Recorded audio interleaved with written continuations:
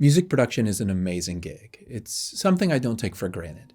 But as I've been in it for more time and the more that I speak to my peers and my mentors, I've come to realize that music production can be pretty isolating, a pretty lonely job. So I wanted to make this video to shine a light onto what I think some of the reasons are and how we can work to make it a little less lonely. Now, to me, the first thing that comes to mind is the hours.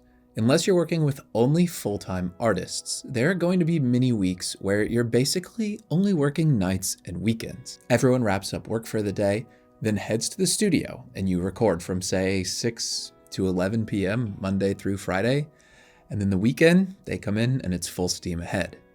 And where does that leave us? Well, that means most of our free time is when our loved ones are at their jobs. It's noon on a Tuesday. This is basically your weekend, and nobody can hang out. Now, when you're working with full-time artists, the situation may improve, but between grinding studio lockouts and trying to fit everything into tight deadlines, you usually end up working late anyway. It's not rare for sessions to start around 10 or 11 a.m. at first, but as the album progresses, they start going later and later until you're basically working nights anyway. But let's say you work remote, producing from afar. Well, in that case, you're able to have a more balanced schedule in theory, but in practice, unless you're really on top of it, you can end up working weird hours by accident. Like for me, being in Florida, even when I work remotely, I'm oftentimes collaborating with people on the West Coast, like in LA, who aren't starting their workday until I've already had lunch, and they're often sending me revisions right when I'm sitting down for dinner. Plus, the whole working alone in the studio part obviously factors into isolation. If everything you do is over email, Dropbox, maybe the occasional FaceTime, you're going to feel it. Now, one thing that makes working with artists in person nice is that in-the-room connection. But the thing is, it can get tiring too.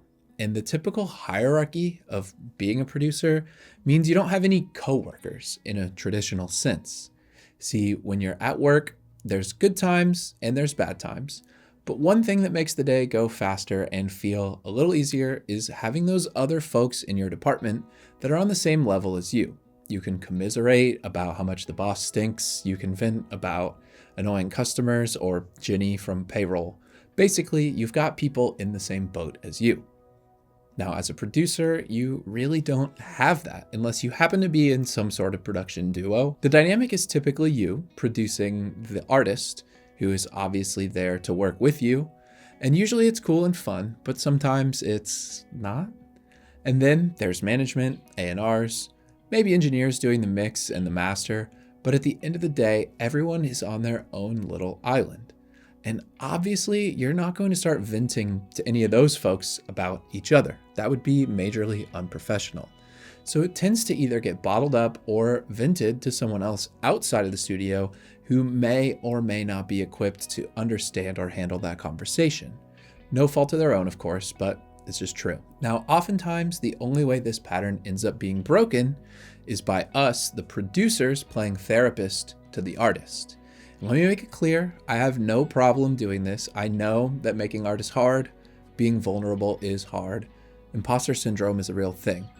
And I'm not trained to be a therapist by any means, so when I say play therapist, I'm not saying we're doing literal therapy. But there's a lot of emotional labor that goes into mediating disputes between band members, managing egos, and encouraging artists to put it all out there in their music. But at the end of the day, that usually means that the artist has had some sort of breakthrough. Meanwhile, we are left dealing with the mental load that comes with being their support system. So there isn't always someone else in close proximity who gets it, who understands. But there are other producers out there you can talk to, of course. Now, this seems like a great idea on the surface. But the fact is, the production world sometimes feels more competitive than it should. We're all working hard on our own projects. We've all got clients that we are trying to compete for.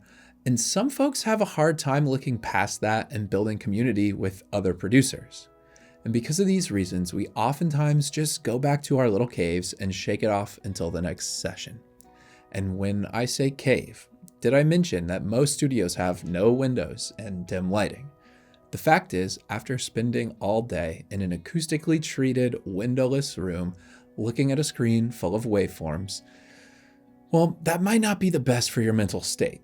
And obviously, this all compounds with the lack of affordable mental health care in the US at least, mixed with the fact that most of us are self-employed, meaning we don't have company plans to help pay for that sort of thing. And while mental health stigma is improving generally, there are still a lot of people who deny the existence of mental health at all.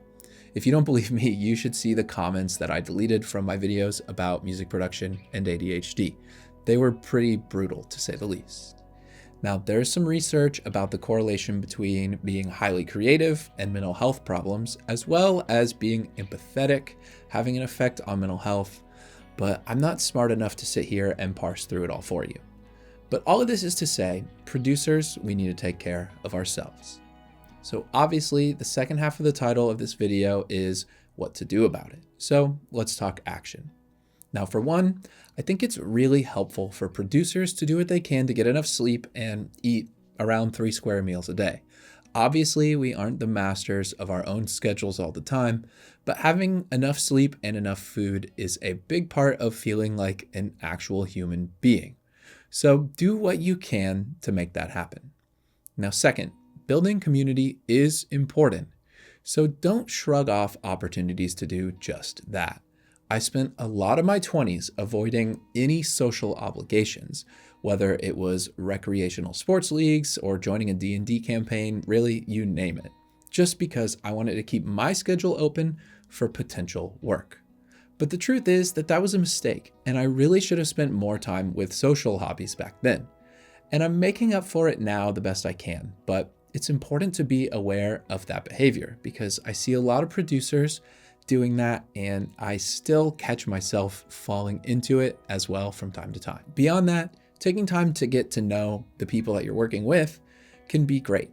I love going to shows for artists that I work with, and it feels good to be out in the live music scene and to hear the songs that you worked on out in concert.